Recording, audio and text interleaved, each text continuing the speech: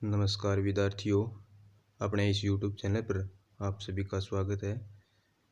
हमारी हिंदी की जो पाठ्य पुस्तक चल रही है वसंत भाग 2, उसका अध्याय चल रहा है चिड़िया की बच्ची।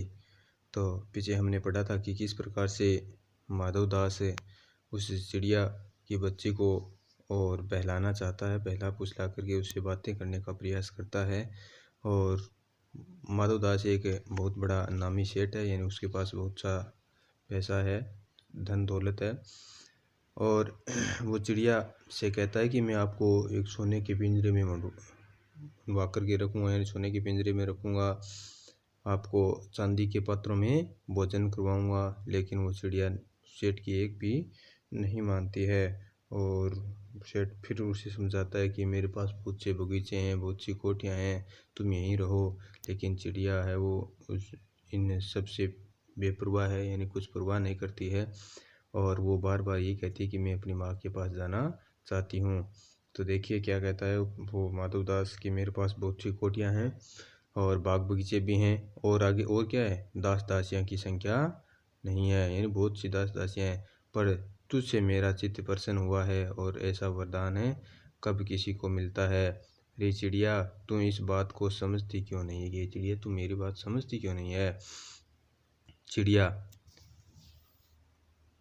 सेठ, मैं नादान हूँ कि मैं कुछ नहीं जानती हूँ। चिड़िया की बच्ची है, वो कहती है मैं कुछ समझती नहीं, पर मुझे देर हो रही है, माँ मेरी बाट देखती होगी। यानी इतनी बड़ी धन दौलत के आगे अपनी जो माँ है वही उसके लिए सब कुछ है। वो धन दौलत को कुछ नहीं समझती है और कहती है कि मेरी माँ है वो बाट जोती होगी, मतलब मेरा इंतज़ार कर रही होगी। सेठ, ठहर ठहर, इस अपने पास के फूल के को तूने देखो 1 मिनट रुको सही, ठहरो।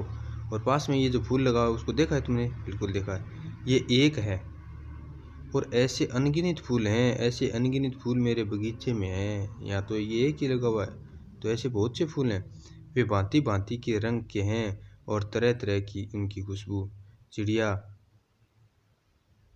तेने मेरा चित्त प्रसन्न किया, कि तूने मेरा चित्त प्रसन्न कर दिया। और ये सब वे सब है फल फूल क्या है, तेरे लिए खिला रखे हैं, कि भी तुम्हारे लिए हैं।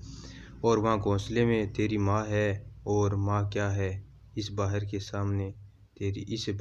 सामने तेरी माँ क्या है, कि वहाँ तो एक तुम्हारी माता एक लिए। यहाँ देखो कितने सुंदर सुंदर फूल खिले हैं, तो इसके सामने वो तो कुछ नहीं है। वहाँ तेरे घोंसले में कुछ भी तो नहीं है, तू अपने को नहीं देखती? कैसी सुंदर तेरी गर्दन, कैसी रंगीन देह है, तू अपने मूल्य को क्यों नहीं देखती? मैं तुझे सोने से मढ़कर तेरे मूल्य को चमका दूंगा। तेने पर मेरे चित्त को प्रसन्न कर दिया, कि तूने मेरे चित्त को प्रसन्न कर दिया है, तुम मेरे पास ही रहो। कौन कहता है? माधव दास। किससे? चिड़िया से। तू मत जा, यहीं रहे।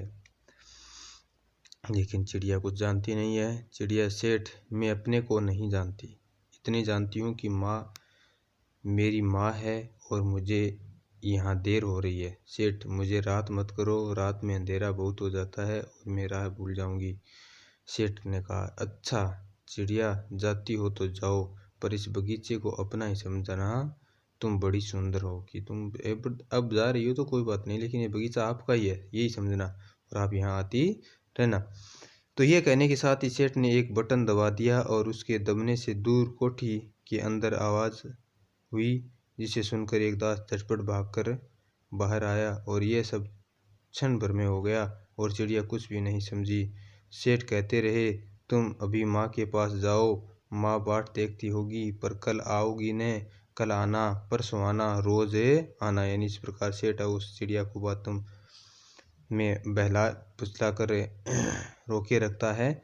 और यह कहते कहते दास को सेठ ने इशारा कर दिया और वह चिड़िया को पकड़ने के जतन में चला। और देखो, बातों में उस चिड़िया को पकड़ना चाहता है। तो सेठ बातें कर रहा है और अपने दास को क्या कह रहा है कि तुम इसको पकड़ो।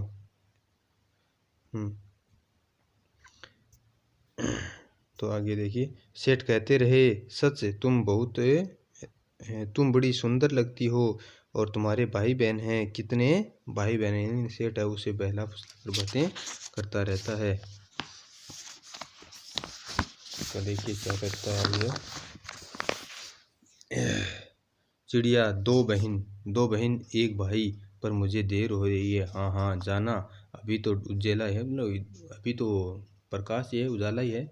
दो बहन एक भाई है, बड़ी अच्छी बात है। पर चिड़िया के मन के भीतर जाने क्यों चैन नहीं था। वह चौकन्नी हो चारों ओर देखती थी। उसने कहा, सेठ मुझे देर हो रही। फिर कहा कि मुझे देर हो रही है, जाने दो भी। सेठ ने कहा, देर अभी कहाँ, अभी तो उजेला ही है। अभी देखो यहाँ प्रकाश है चारों ओर, देखो अंधेरा नहीं हुआ अभी। तो मेरी प्यारी चिड़िया, तुम अपने घर का इतने और हाल सुनाओ भी, और हाल सुनाओ कि घर कैसा है तुम्हारा। भय मत करो, चिड़िया ने कहा। सेठ मुझे डर लगता है। देखो डर किस बात का लगता है, डर लगता है माँ मेरी दूर है, रात हो जाएगी तो राह में नहीं सूझेगी।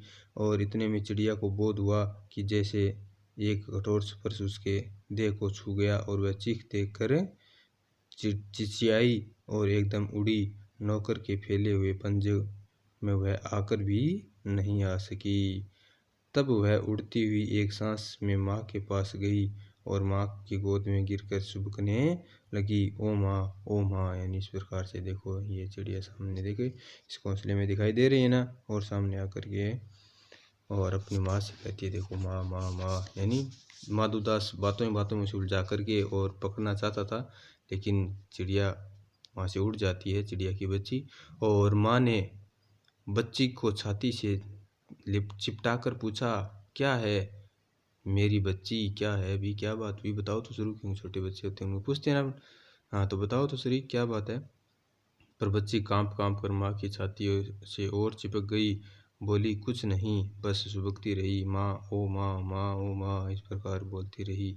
और बड़ी देर में उसे ढांढस बंधा, और तब वह पलक मीच कर छाती में ही चिपक कर सोई, जैसे अब पलक न खोलेगी। यानी इस प्रकार से ये जो कहानी अब अपनी पूरी होती है, जिसके कहानीकार हैं जैनेन्द्र कुमार। यानी जो पक्षी हैं उनका प्रेम यहाँ पर, उन पक्षियों का अपनी माता पिता के प्रति प्रेम इस पाठ में दर्शाया गया है कि माधवदास कितना उसको बहलाते हैं, कितने सुगंधित फूलों के बारे में कहते हैं, कितना बड़ा उस माधवदास का बगीचा है, फिर भी ये चिड़िया वहाँ नहीं रहती, अपने माता पिता के पास सूखे घोंसले में ही आ जाती है। तो इस प्रकार यहाँ पर पशु पक्षियों का जो प्रेम है वो दर्शाया गया है। तो ये अपनी जैनेन्द्र कुमार की कहानी पूरी होती है, और आज के इस अध्याय में ये इतना ही, और आज का अपना ये अध्याय पूरा होता है। बाकी ये जो प्रश्न है वो अपने अगले वीडियो में करेंगे, या PDF के रूप में आपको उपलब्ध करवा दिए जाएंगे। ठीक है, धन्यवाद।